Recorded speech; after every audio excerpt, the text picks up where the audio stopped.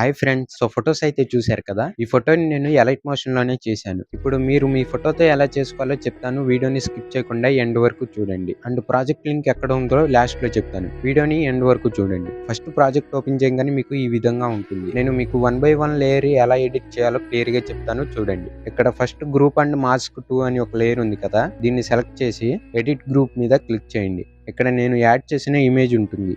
ఈ ఇమేజ్‌ని సెలెక్ట్ చేసి లెఫ్ట్ సైడ్‌లో కలర్ అండ్ ఫిల్ ఆప్షన్‌లోకి వెళ్ళి ఇక్కడ ఒక బ్యాక్‌గ్రౌండ్ లేని ఇమేజ్‌ను సెలెక్ట్ చేసుకోండి. నేను చూపిస్తున్నా కదా! ఈ విధంగా. ఇమేజ్‌ను సెలెక్ట్ చేసి పైన ప్లస్ సింబల్ మీద క్లిక్ చేయండి. నెక్స్ట్ బ్యాక్‌కి వచ్చి మూవ్ అండ్ ట్రాన్స్‌ఫార్మ్ ఆప్షన్‌లోకి వెళ్ళి జూమ్ సైజ్ కొంచెం తగ్గించుకోండి.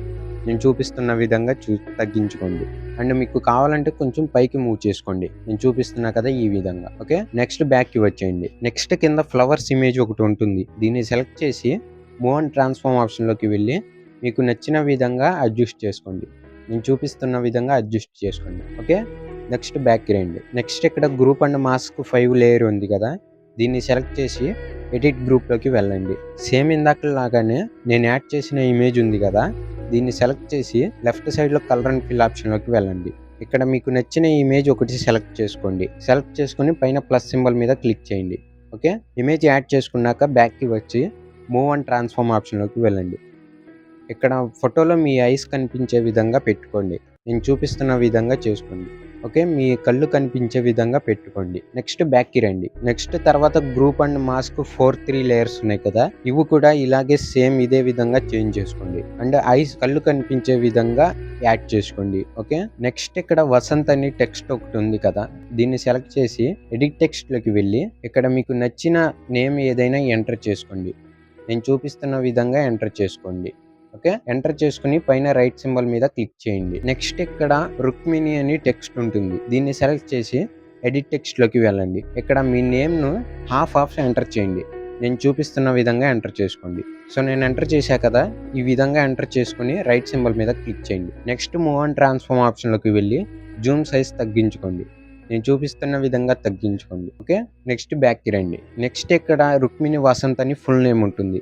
ఈ టెక్స్ట్‌ను సెలెక్ట్ చేసి ఎడిట్ టెక్స్ట్‌లోకి వెళ్ళి మీ ఫుల్ నేమ్ అయితే ఎంటర్ చేసుకోండి. నేను చూపిస్తున్న విధంగా ఎంటర్ చేసుకోండి. ఫుల్ నేమ్ ఎంటర్ చేసుకుని పైన రైట్ సింబల్ మీద క్లిక్ చేయండి. నెక్స్ట్ కింద గ్రూప్ అండ్ మాస్క్ 1 అని ఉంది కదా!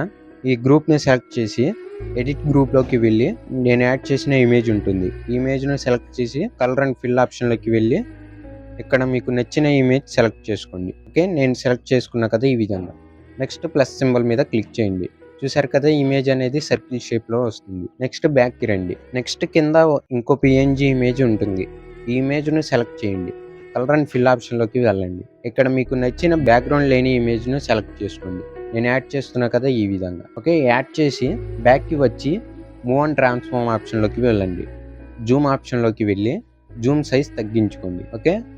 మళ్ళీ బ్యాక్‌కి వచ్చి మీ ఇమేజ్ గనక హాఫే యాడ్ అయితే కింద ఎడిట్ షేప్ ఉంది కదా! ఇందులోకి వెళ్ళి కొంచెం అడ్జస్ట్ చేసుకోండి సరిపోతుంది.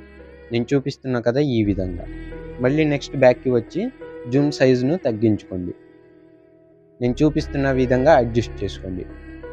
ఓకే. ఇప్పుడు బ్యాక్‌కి రండి. అండ్ ఫైనల్‌గా గ్రూప్ 1 ఉంది కదా! దీన్ని సెలెక్ట్ చేసి ఎడిట్ గ్రూప్‌లోకి వెళ్ళండి. కింద రెక్టాంగిల్ 1 ఉంది కదా! దీన్ని సెలెక్ట్ చేయండి. కలర్ అండ్ ఫిల్‌లోకి వెళ్ళి ఇక్కడ మీకు నచ్చిన కలర్‌ను సెలెక్ట్ చేసుకోండి. ఓకే. నేనైతే యెల్లో యాడ్ చేశాను కదా! ఈ విధంగా. నెక్స్ట్ బ్యాక్‌కి రండి. సో చూసారు కదా! ఇమేజ్ అయితే ఈ విధంగా ఉంటుంది. అండ్ ఫ్రెండ్స్ ఒక చిన్న రిక్వెస్ట్ ఏంటంటే ఈ వీడియో చూస్తున్న వారు ఎవరైనా సబ్స్క్రైబ్ చేసుకోని వాళ్ళుంటే ప్లీజ్ సబ్స్క్రైబ్ చేసుకొని కొంచెం సపోర్ట్ చేయండి. సో ఈ వీడియో నచ్చితే ఒక లైక్ చేసి ఛానెల్‌ని సబ్స్క్రైబ్ చేసుకోండి. అండ్ మీకోసం ఇంకా మరిన్ని ఇమేజెస్ అయితే క్రియేట్ చేసి వీడియోస్ చేస్తాను. Thank you.